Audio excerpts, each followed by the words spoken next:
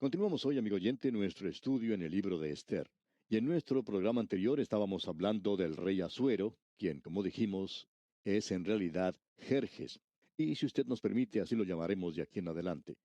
Él había llamado, pues, a los gobernadores y príncipes de 127 provincias. Y aconteció, como dice aquí en los versículos 2 y 3 de este capítulo 1, que en aquellos días, cuando fue afirmado el rey Asuero sobre el trono de su reino, el cual estaba en Susa, capital del reino, en el tercer año de su reinado hizo banquete a todos sus príncipes y cortesanos, teniendo delante de él a los más poderosos de Persia y de Media, gobernadores y príncipes de provincias, es decir, todos los líderes de esas provincias que cubrían una extensión desde la India hasta Etiopía. Él era uno de los gobernantes del segundo gran reino mundial que Daniel había mencionado, el imperio de los medos y los persas. Y aquí tenemos un gran banquete pagano en el palacio de este rey Jerjes. Este era un banquete tremendo. Ahora, ¿por qué lo hizo? Bueno, él estaba en preparativos para una campaña militar contra Europa, contra Grecia en particular, y él está llamando a todos estos líderes y gobernadores con el propósito de convencerlos de la ambición que tenía de ir a la guerra contra Grecia. Aparentemente este era un programa que el rey necesitaba vender, por así decirlo, para poder convencer a esta gente, quizá debido a que ellos no demostraban mucho entusiasmo por algo así.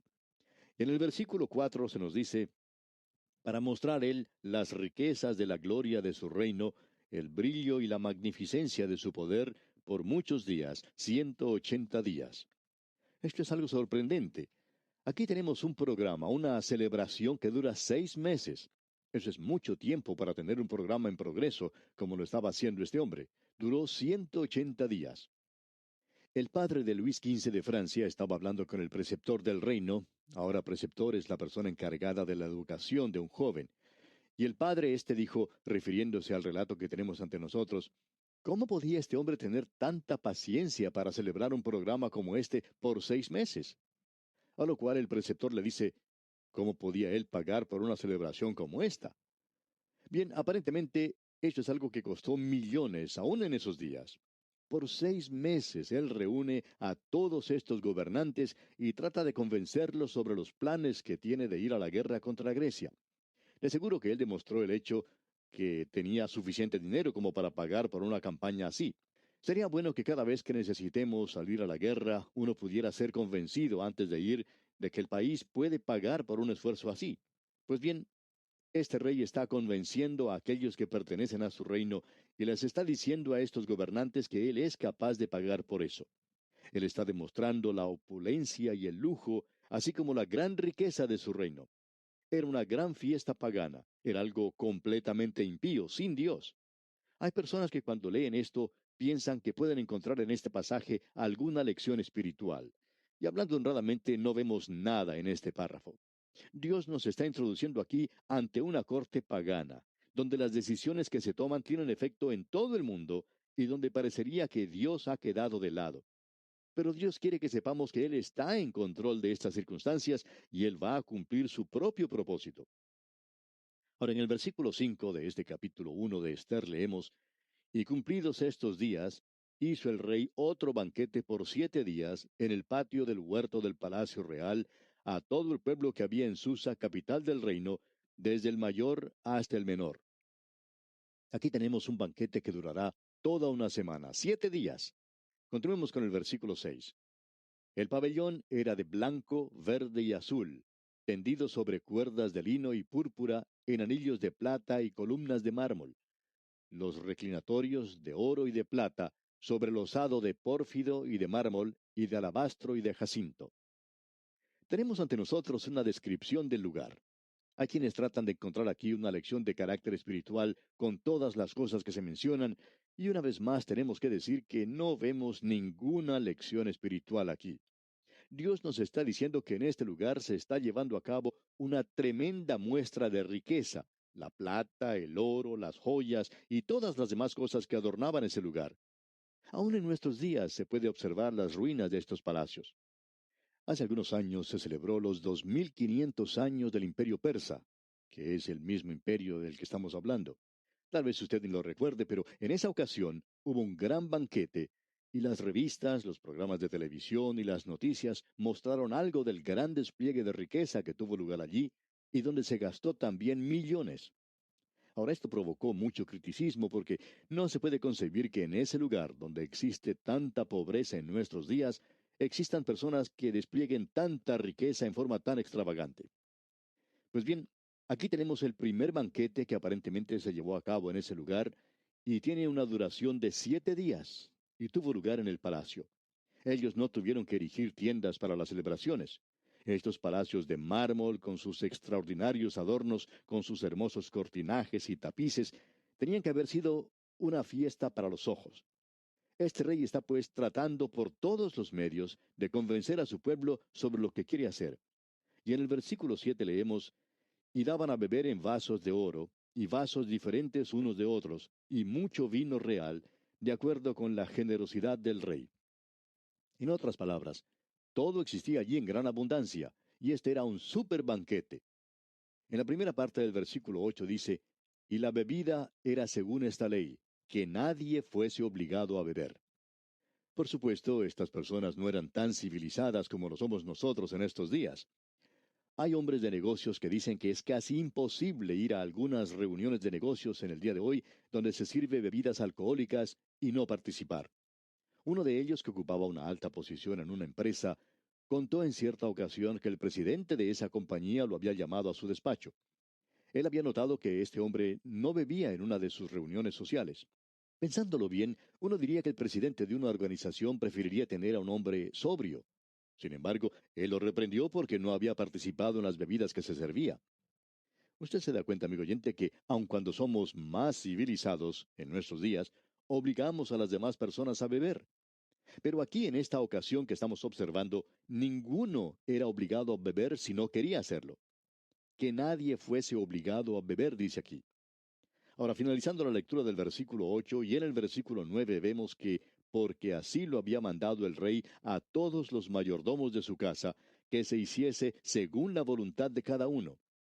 Asimismo, la reina Vasti hizo banquete para las mujeres en la casa real del rey Asuero. Ahora, la reina Vasti había hecho un banquete para las mujeres.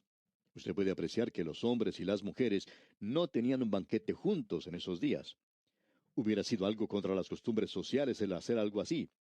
Y nuevamente nos damos cuenta de lo incivilizados que eran, ¿verdad? El no estar todos juntos y no tener ningún despliegue de sexo de una manera u otra. Pero estos son asuntos serios. El rey no está tratando de convencer a los líderes de su país sobre las bellezas y cualidades de un automóvil, sino de una guerra, de una campaña contra los griegos.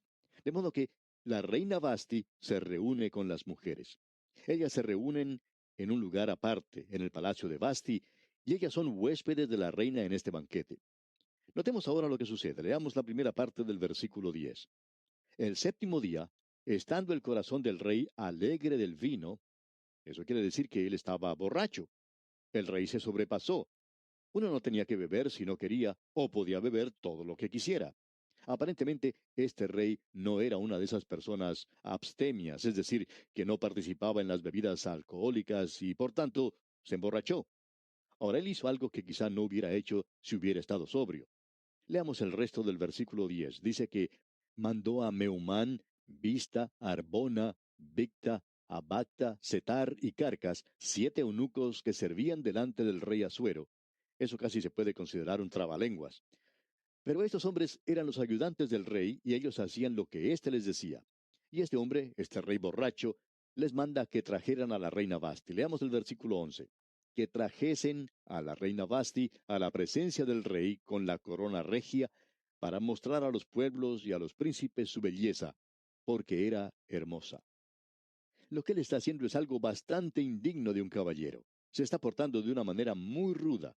Él nunca lo hubiera hecho si hubiera estado sobrio.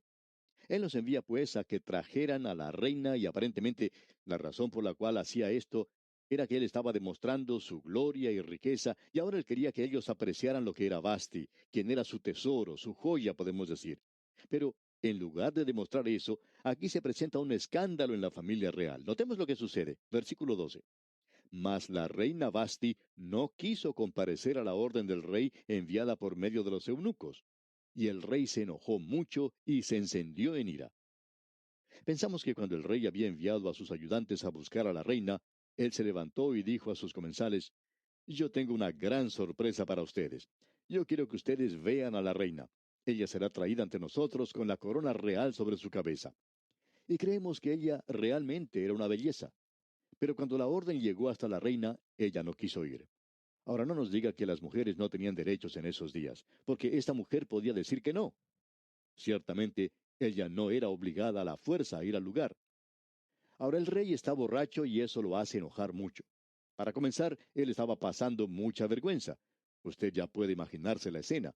Uno de los ayudantes llega al lado del rey y le dice al oído, para que los otros no lo escuchen: La reina no quiere venir. Y el rey pregunta enojado: ¿Dónde está la reina? Y el otro le responde: No quiere venir. Él pasa una vergüenza tremenda. Él tiene que explicar esto a sus huéspedes de alguna forma. Aparentemente había unos cuantos miles en el banquete. Leamos pues los versículos 13 y 14 de este primer capítulo del libro de Esther. Preguntó entonces el rey a los sabios, que conocían los tiempos, porque así acostumbraba el rey con todos los que sabían la ley y el derecho, y estaban junto a él Carcena, Setar, Admata, Tarsis, Meres, Marcena y Memucán, 7 príncipes de Persia y de Media, que veían la cara del rey y se sentaban los primeros del reino. En otras palabras, estos eran los miembros de su gabinete. Ellos eran los que se reunían privadamente con el rey, al igual que lo hacen los gabinetes de los presidentes en el día de hoy. Quizá había muchas otras personas que trabajaban para el rey, pero ellos nunca llegaban a verlo. Pero esta gente sí se reunía con él. Entonces, él convoca una reunión del gabinete porque esto es muy serio. Quizá nos parezca algo ridículo en nuestros días, pero aquí tenemos a una reina que no quiere venir.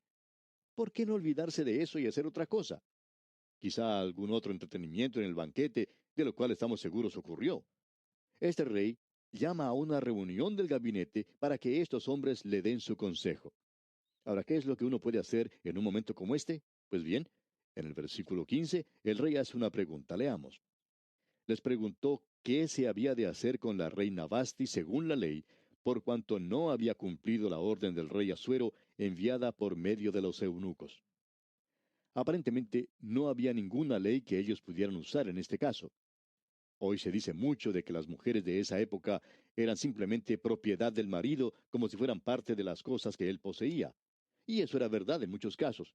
Pero parece que esta mujer aquí tenía mucha libertad y no había ninguna ley que la pudiera obligar a ella a ir a ese lugar. Por tanto, el gabinete tiene que crear una nueva ley que sea muy severa y ejemplar. Aquí tenemos a un hombre que se pone de pie ante el rey para decir algo. Su nombre es Memucán. Él es el vocero. Leamos lo que dice aquí el versículo 16. Y dijo Memucán delante del rey y de los príncipes: No solamente contra el rey ha pecado la reina Vasti, sino contra todos los príncipes y contra todos los pueblos que hay en todas las provincias del rey Asuero.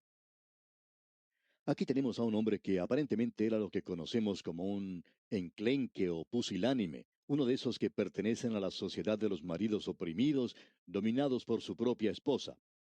Él está muy preocupado por esto porque si la reina se sale con la suya, entonces este hombrecillo pues no puede regresar a su hogar. Posiblemente él no tenía mucho que decir en su propia casa. Creemos que su esposa era la que tomaba todas las decisiones. Pensamos que esa era una de las razones por la cual él está hablando aquí. Hay muchos hombres que en el día de hoy tienen que recibir órdenes de otros en sus trabajos. Nunca pueden expresarse a sí mismos y cuando regresan a sus hogares, sus esposas tampoco les permiten que hablen. Y por esa razón a veces ellos forman parte de alguna comisión de la iglesia para poder hablar, y cuando hablan, hablan mucho y no dicen nada. Y todo lo que hacen y dicen no ayuda en nada al desarrollo del reino de Dios aquí en la tierra, porque lo único que hacen es hablar sin poder hacer una sugerencia buena. Pues bien, Memucán es uno de esos maridos oprimidos y él habla porque esta es su oportunidad. Él es uno de los príncipes del reino y es de esta clase de personas. Se cuenta la historia de cierto marido oprimido que fue a trabajar cierto día a su oficina y les contaba a sus compañeros de trabajo que su esposa le había dicho que él era un esposo modelo. Finalmente llegó a contarle esto a una de esas secretarias que son serias y ásperas y le dijo: ¿Sabe que mi esposa me dijo que soy un marido modelo? Y todos lo alababan por eso. Pero esta secretaria le dijo: ¿Por qué no se fija en el diccionario para ver lo que quiere decir eso? Quizá así no estará tan orgulloso de eso. Este hombre pues fue y buscó en el diccionario y encontró que la palabra modelo quiere decir representación en pequeña escala. Y eso es lo que representa este hombre Memucán en esta historia. Prosigamos pues leyendo los versículos 17 y 18 de este capítulo 1 del libro de Esther. Porque este hecho de la reina llegará a oídos de todas las mujeres, y ellas tendrán en poca estima a sus maridos, diciendo, el rey Asuero mandó traer delante de sí a la reina Vasti, y ella no vino. Y entonces dirán esto a las señoras de Persia y de Media que oigan el hecho de la reina, a todos los príncipes del rey, y habrá mucho menosprecio y enojo. Y él es uno de los príncipes. Él está diciendo, voy a tener problemas cuando llegue a casa. En realidad pensamos que si algo no salía de aquí, él no iba a regresar a su hogar. Escuche lo que dice aquí el versículo 19. Si parece bien al rey, salga un decreto real de vuestra majestad, y se escriba entre las leyes de Persia y de Media, para que no sea quebrantado.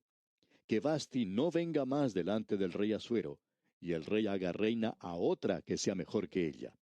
Bueno, esta es una medida extrema. Pero notemos la reacción del rey y de los otros que estaban con él. Leamos los versículos 20 al 22. Y el decreto que dicte el rey será oído en todo su reino, aunque es grande, y todas las mujeres darán honra a sus maridos, desde el mayor hasta el menor. Agradó esta palabra a los ojos del rey y de los príncipes, e hizo el rey conforme al dicho de Memucán, pues envió cartas a todas las provincias del rey, a cada provincia conforme a su escritura, y a cada pueblo conforme a su lenguaje, diciendo que todo hombre afirmase su autoridad en su casa, y que se publicase eso en la lengua de su pueblo. Analizando el decreto vemos esto. En primer lugar, la reina es puesta a un lado, es dejada de lado. Ella no es más la reina.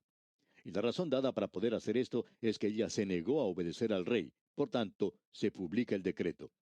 En ese decreto se dice que en el reino la esposa tiene que honrar a su marido y que el hombre es el que manda. Aparentemente esto no había sido la costumbre antes en el imperio de los medos y los persas. Pero ahora es una realidad y llega a ser una ley de Persia y de Media y no puede ser cambiada ni alterada. Bien, llegamos ahora al capítulo 2 de este libro de Esther. Lo llamamos el primer concurso de belleza. Y aquí lo tenemos. Las primeras palabras dicen, pasadas estas cosas. Ahora, ¿cuáles cosas? Pues bien, las cosas que han ocurrido en el capítulo primero, más la campaña guerrera que se ha llevado a cabo. Aparentemente, Jerjes no pudo hacer que la reina hiciera lo que él quería, pero sí logró que los príncipes del reino se unieran a él en una gran campaña contra Grecia. Tenemos ahora que depender de la historia secular para informarnos de lo que ocurrió en este período, porque aquí no se da ninguna información sobre eso. Simplemente leemos pasadas estas cosas. Pues bien, aquí tenemos algunas de estas cosas. Este rey Jerjes comandó un gran ejército y se dirigió hacia Europa. Él se enfrentó a los griegos en Termópilas. Y esto fue algo desafortunado porque el secreto de la fuerza de los persas estaba en las grandes cantidades de soldados. El soldado individual no era mucho. Ellos no estaban tan bien entrenados como los griegos. Estos habían puesto énfasis en la persona, en el individuo, y como resultado, un soldado griego podía dar cuenta de 10 soldados persas. En esta batalla, solo unos pocos persas podían entrar al desfiladero, y los defensores griegos causaron estragos tremendos en sus filas. Como resultado, los griegos se apuntaron una victoria moral sobre los persas. Esto fue algo desafortunado, no desde nuestro punto de vista, sino para el rey Jerjes, porque él se fue a luchar a un lugar donde no tenía oportunidad de obtener la victoria. Pero recordemos que Dios estaba en control de todo. Dios había dicho que el poder pasaría de las manos de Persia a Grecia, por tanto, este país ganaría la lucha. Y si usted quiere enterarse si Dios intervino en esto o no, observemos lo siguiente. Este rey Jerjes tenía 300 barcos que habían ido por mar con el propósito de atacar al enemigo por la retaguardia y se encontraban en la bahía de Salamina. Y parecería que en el próximo día ellos podrían llegar a tierra y que gracias a un ataque sorpresa podrían fácilmente alcanzar la victoria. Pero durante la noche, una gran tormenta castigó la zona y todos los barcos con sus tripulantes, soldados y armas fueron a parar al fondo del mar, destruidos completamente por la furia de los elementos. De modo que este rey Jerjes ha sufrido una tremenda derrota y en esas condiciones regresa a su palacio en Susa. Él va de un lugar a otro. Y en el capítulo 2, el primer versículo leemos, pasadas estas cosas, sosegada ya la ira del rey Asuero, se acordó de Basti y de lo que ella había hecho, y de la sentencia contra ella. Ahora, la ley de los medos y los persas no se puede cambiar. Aún la misma ley decretada por este rey no se podía cambiar en absoluto. Él se encuentra, pues, anonadado por lo que ha hecho, el haber puesto a un lado a esta hermosa reina, y ahora ya no la puede detener más. Después de su derrota y en su soledad, él anda de un lado para otro en el palacio con mucha tristeza. No solo eso, este hombre tenía una aberración mental, como apreciaremos más adelante. Él está pensando en la reina Basti. Sus siervos se dan cuenta de su estado y lo están observando y saben que es necesario hacer algo. Pero dejaremos esto para considerarlo en nuestro próximo programa. Estamos seguros que usted querrá conocer paso a paso los acontecimientos acaecidos en el estudio del libro de Esther. Le invitamos, pues, a sintonizarnos. Mientras tanto, deseamos a usted una vida llena de la presencia del Señor.